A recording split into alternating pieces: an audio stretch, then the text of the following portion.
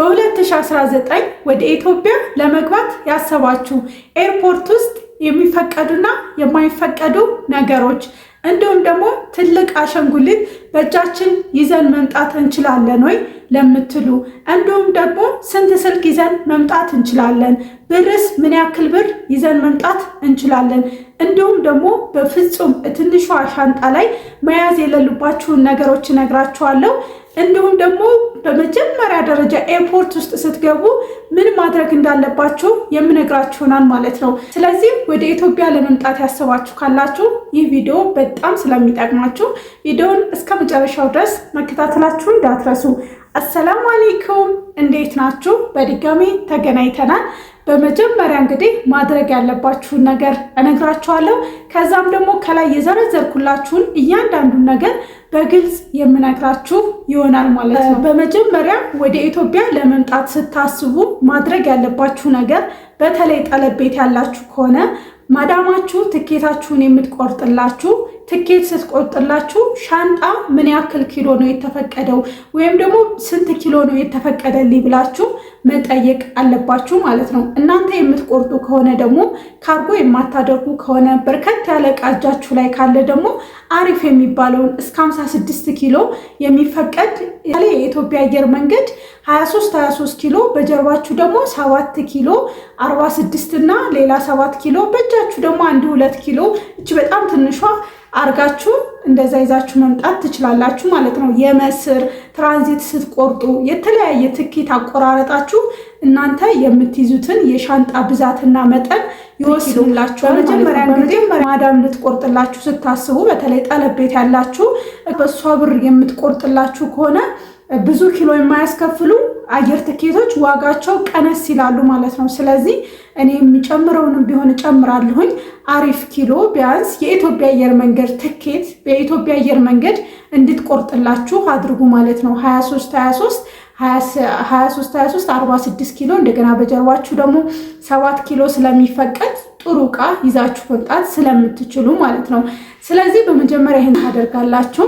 እንግዲህ ሁሉን ነገር አጠራቃችሁ ትኬቱ ተቆርጦላችሁ ዕቃችሁን ማዘጋጀታችሁ ደግሞ ኤርፖርት ውስጥ ስትገቡ ደግሞ ማድረግ ያለባችሁ የመጀመሪያ ስራ ኪሎ ማስመዘን ነው ማለት ነው። ኪሎአችሁን ካስመዘናችሁ በኋላ ሻንጣችሁን አሻሽጉት ማለት ነው።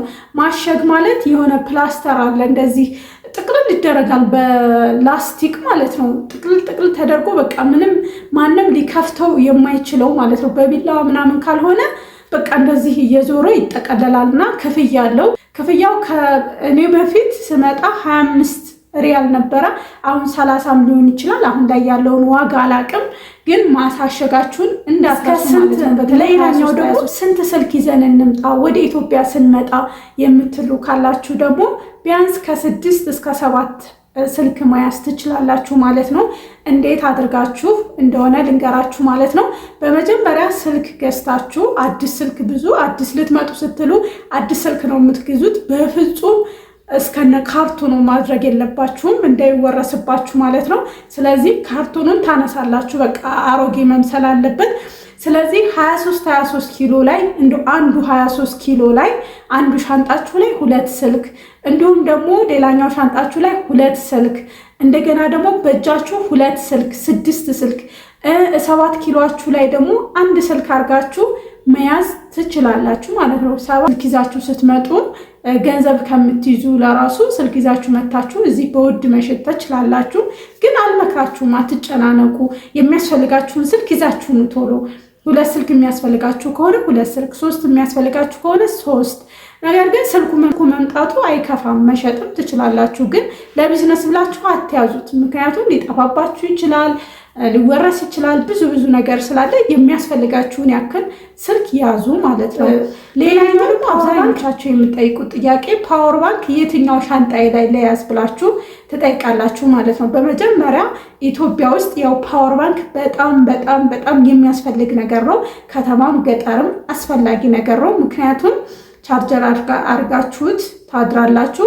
ለ3 ቀን ለ4 ቀን ማብራት ቢጠፋ ቢሄድ ምንም የምታስቡት ነገር የለም ማለት ነው። ስለዚህ ፓወር ባንክ አስፈላጊ ነው። ነገር ግን ስትገዙ ኦሪጂናል ነገር ግዙ ማለት ነው። ኦሪጂናል በቃ ከገዛችሁ አይቀር ኦሪጂናል ግዙ።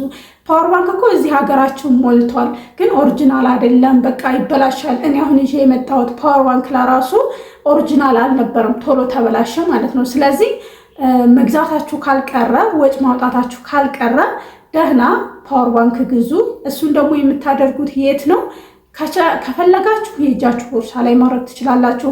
ከፈለጋችሁ ደግሞ የ23 ኪሎ ላይ አድርጋችሁ ግን ማለት ነው ከየትኛውም ሻንጣ በጣም አስተማማኙና ሊሰረቅ የማይችለው ወይም ደግሞ ሰዎች ሊወስዱባችሁ የማይችለው ቦታ የትኛው ሻንጣ እንድታውቃላችሁ 23 ኪሎ።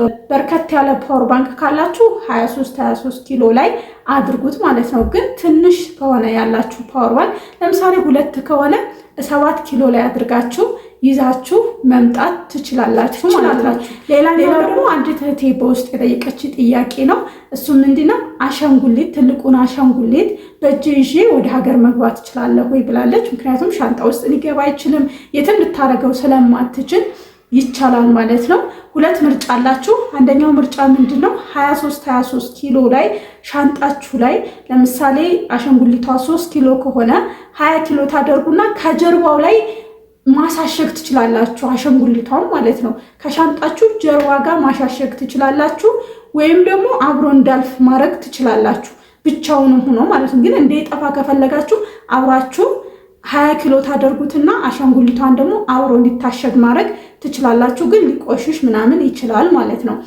እንደዚህ አላደርግም ካላችሁ ደግሞ 7 ኪሎአችሁን በጀርባችሁ አዝላችሁ በእጃችሁ ምንም አይነት ነገር ሳትይዙ አሻንጉሊታችሁን አቅፋችሁ ይዛችሁ መምጣት ትችላላችሁ ማለት ነው። ስለዚህ ይቻላል። ሌላኛው ደግሞ ብር እስከ ስንት ይቻላል ለምትሉ ብር በእጃችሁ ይዛችሁ ባትመጡ እመክራችኋለሁ። ግን ይዛችሁ ከመጣችሁ እስከ $10,000 ድረስ ይፈቀዳል ማለት ነው።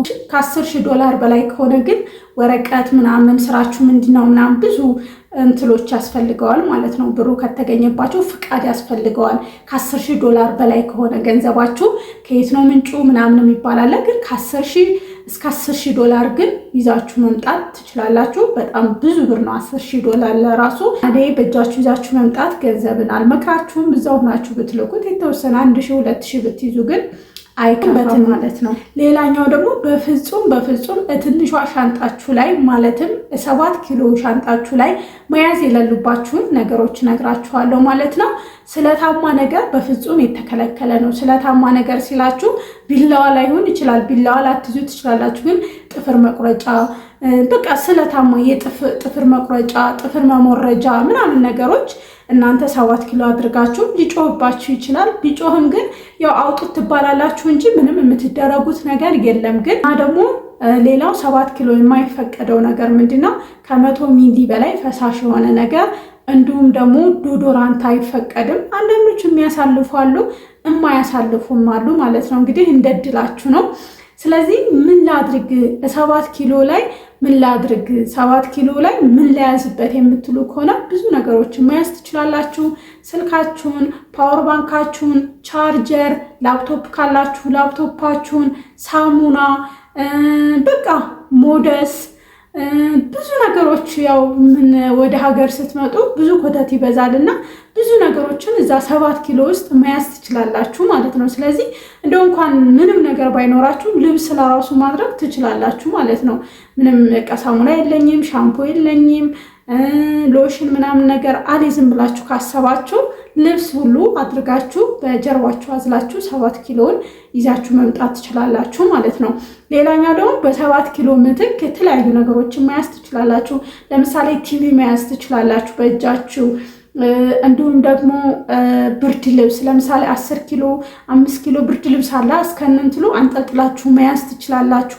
በእጅ የሚያዙ ከ10 ኪሎ በታች የሆኑ ነገሮችን መያዝ ትችላላችሁ ወደ ኤርፖርት እና ወዶቼ እነዚህን የነገርኳችሁን ነገሮች አውቃችሁ ወደ ኤርፖርት ብትገቡ ብዙ አትጉላሉ ማለት ነው። ሌላ የምትጠይቁ ጥያቄ ካላችሁ ማወቅ የምትፈልጉት ነገር ካለ ኮሜንት ላይ አስቀምጡልኝ። በሌላ ቪዲዮ ሰራላችኋለሁ ማለት ነው። እንግዲህ የዛሬው ቪዲዮ ይህንን ይመስል ነበረ።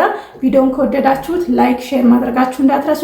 ሀሳብ አስተያየት ካላችሁ ኮሜንት ላይ አስቀምጡልኝ። በሌላ ቪዲዮ እናንተን ይጠቅማል ያስተምራል ብዬ ባሰብኩት እስከምንገናኝ በያላችሁበት ሰላማችሁ ይብዛ። ባይ ባይ።